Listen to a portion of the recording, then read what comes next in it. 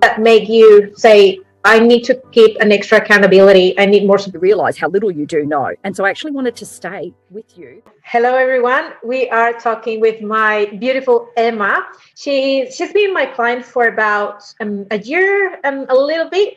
And we decided to have a chat together and show you guys how the transformation of her has been over the past year.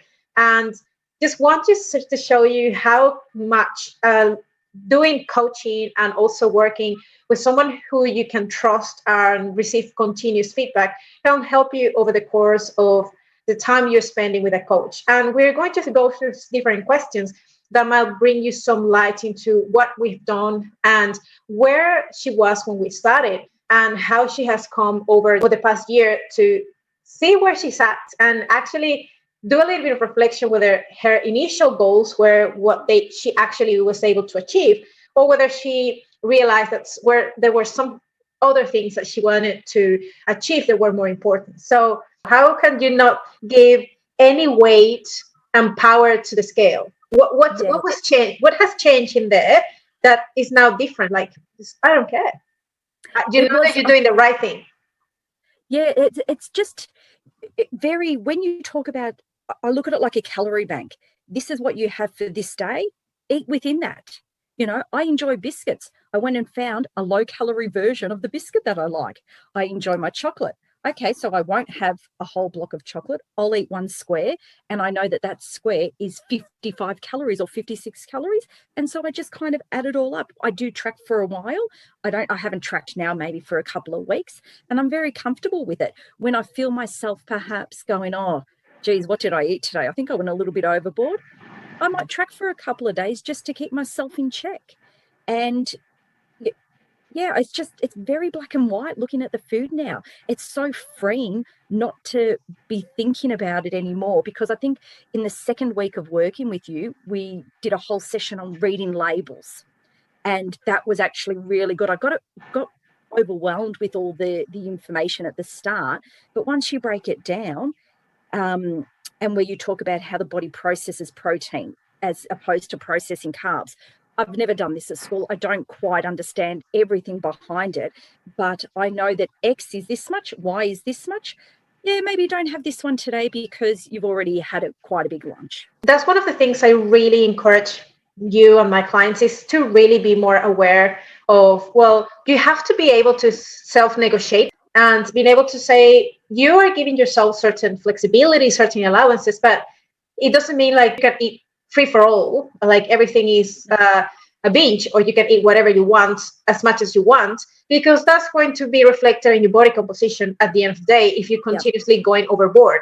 But what flexible dieting actually means is giving yourself the permission to have the things you enjoy within your calorie budget and being able to say, is this today something that is going to be sort of, is it worth it to have it today, or can I have it every once a week and have a little bit more of that and enjoy it in a much larger quantity?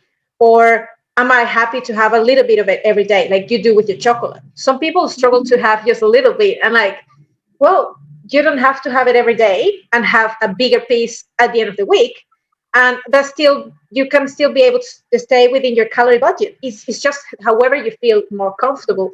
But that's giving yourself the permission that takes out of that pressure of wanting to crave for it, or in the back of your head is like, it is prohibited, it is forbidden. So you can stop thinking about it. And a big part of that as well is the reward system. When I'd had a hard day at work and I was exhausted, oh gosh, you've worked so hard today, have a big bowl of ice cream. Food is not a reward. Food's to be enjoyed. If you want the ice cream, eat the ice cream. Just, don't eat it tomorrow, something like that. Don't ever reward yourself with food. I found that was also a really big one that I used to use a lot. Yeah. And sometimes when you were bored, or you mentioned that it would be when you were helping one of your daughters with her homeworks, that you sort of found yourself snacking without even being hungry or wanting to eat that. and you weren't even enjoying it or tasting it. It was sort of like that mindlessly eating, and that was just adding more calories to your meals, and then you wouldn't even like recall that you had that. No, exactly right. And boredom was a big one. We'd often talk about that. Well, okay, so why did you stand there just eating the food? I was bored, I was exhausted, I was trying to zone out of life for a while. And so now if I feel myself doing that, I'll go away and I'll have some water or something. Or if I do feel a little bit run down and I want to eat something, I'll actually take it out, portion a piece out, allow myself to enjoy a bit, and we move on. Emma, let me ask you something. This is more like, how do you find yourself, that your life and as a mom, as wife, uh, within yourself has changed when your relationship with food is improved, your relationship with your body, your mindset changed? How has that changed, like your relationship with other people, and within your family? Has that improved or changed anything at all? So my relationship with my husband, I'm a more confident person now. I didn't used to want to go out. You don't dress nicely. You're just not happy within yourself. So in that respect, I'm a lot more confident. And my husband is just so much happier for me because I'm a happier person. With my kids, it's interesting. I used to be very obsessed about making sure that they would eat right. I allow them to have their treats. I don't deny them because I don't want them growing up feeling that foods are good or bad. So I always kept it hidden from them. I would never talk to them about how I was feeling. Whereas now they see me enjoying food and I want them to enjoy food, but everything in moderation. Keep active. Let's have fun together. Let's go out for a run. Let's go out for a bike ride. I don't spend as much time being angry and irritable with myself. And as a result, I'm happier with them. Did you ever expected to see that particular outcomes when we started working together, or in your head was, I want to lose weight, that's it? Because I've got two daughters, I was very, very conscious that I had to do something to change before they got too old, because I didn't want them to start picking up that I was unhappy with my body.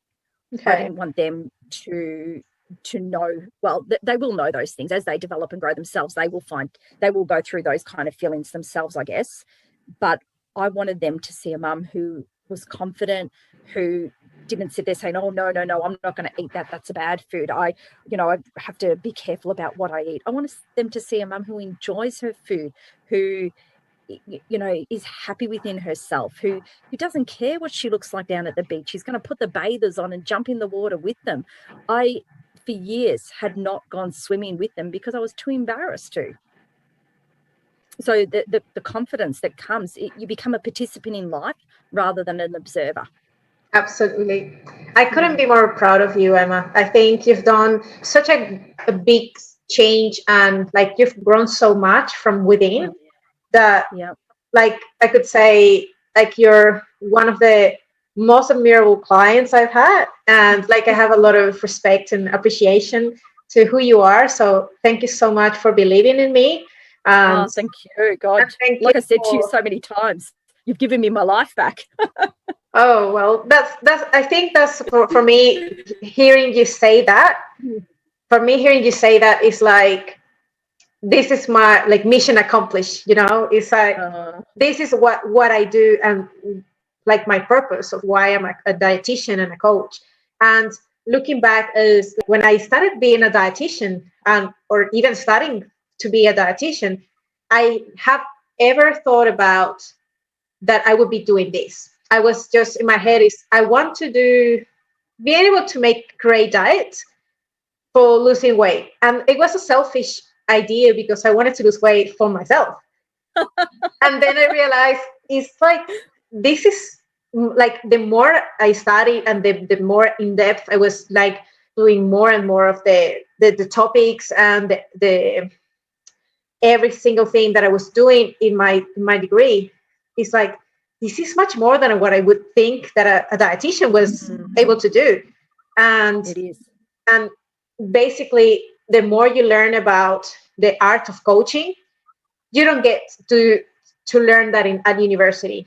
You actually learn that with experience and putting yourself out there and matching what is the evidence and the research and how your experience and your personality match together. And that's what creates that coaching and that human and connection with your clients.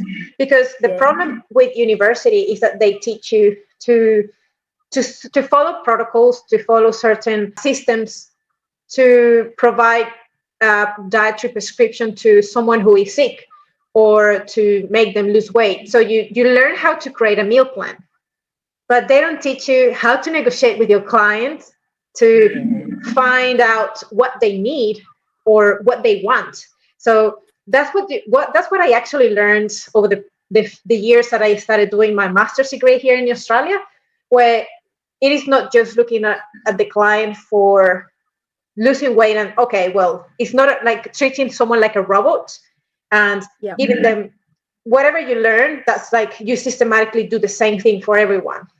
No, it's like individualizing, looking at the person as a whole human, and not just them, but their environment, their emotions. Like, it's a huge thing that I never thought before I would be able to do it all together when I work with a client. So when I talk to you, I don't just look at your food, or I'm not going to judge what you eat, but I'm going to try to understand why you do certain things. And I think it's really interesting for two reasons. We don't live in the same state, and a lot of our communication is text messaging. And what you must read between the lines is amazing, because it's very, very emotional. It is, the emotion and the how and the why behind everything is what drives it. And to be able to do that and me read back a few days later at some suggestions that we've done, it blows your mind. It absolutely blows your mind that you can feel that connection with somebody who we didn't know each other before. And to get to this point, like I said, to do a complete turnaround in how I eat and how I think is just amazing. And like you said, it's not a black and white diet plan. It never has been. And one of the things I think we really worked so well together is the fact that you didn't create a meal plan and tell me what to do, then did not build up any resentment at all, because I was the one that was creating this for myself. I was the one who was making the decisions. This is what I'm going to be doing. This is how I'm going to be exercising.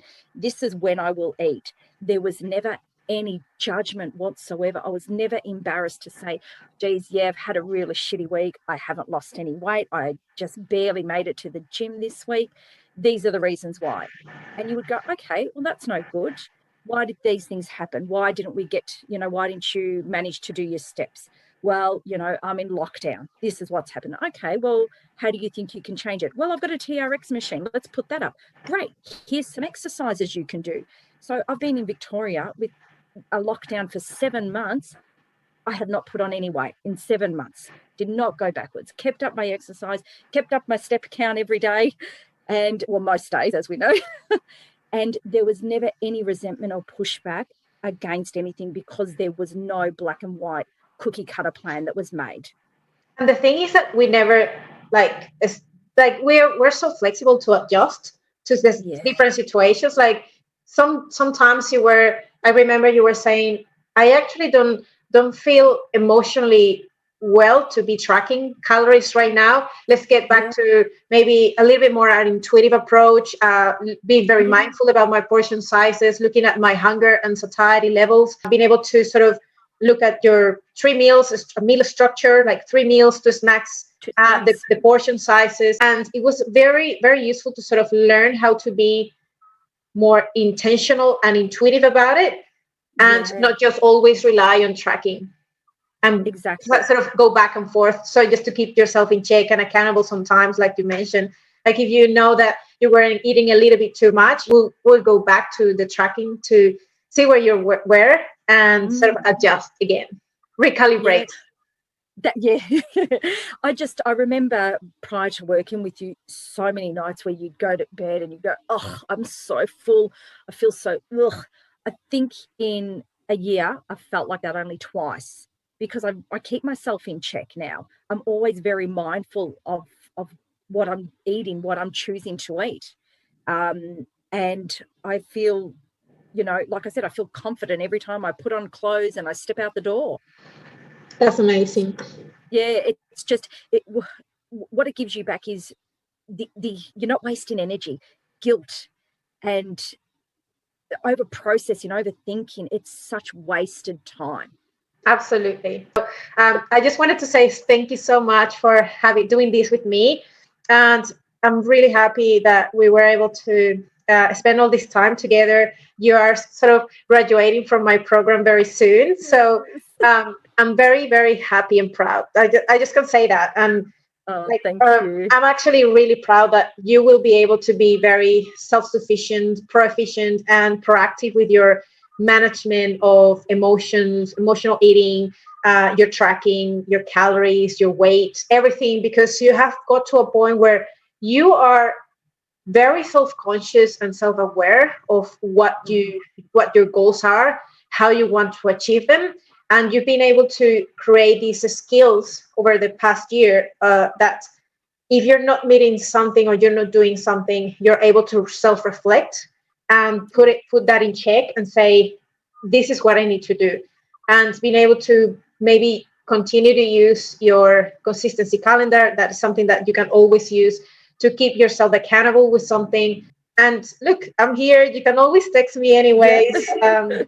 And we've got like an amazing trajectory of a year that I need to honor. So I'm excited to see what happens over the next few months once you graduate from my program. So thank you so much, Emma. Oh, thank you. No, I feel strong. I feel confident, and I'm prepared. I feel prepared. But as I said to you, you're always going to be my backup if I need you. I'll be here.